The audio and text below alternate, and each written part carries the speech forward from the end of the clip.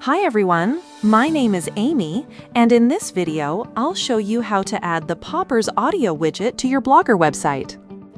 An audio widget can help you showcase music, podcasts, or other audio content in a clean and interactive way, making your website more engaging for visitors. So let's get started. First, go to your Popper dashboard. Once you're there, click on Widgets and then click Create New Widget. Now search for audio in the search bar and open it. After that, you'll see an option to choose a layout, so select the one that fits your needs. Once the widget opens, you'll see the preview on the right side and the settings on the left side. In the content section, you can add different tracks and change details like the track title and artist name. You can also upload an audio file and a cover image. Next, go to the Templates tab, where you can change the widget template. In the Styles tab, the first option is Display Mode, where you can choose between inline or floating.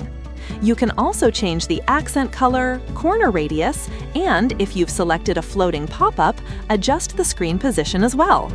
Once you're happy with the customization, click Publish Widget. After that, copy the code and go to your Blogger layout editor. Inside the editor, click on Add a Gadget in the sidebar and add HTML/JavaScript. Now give a title and then paste the installation code in the content. After that, save your changes.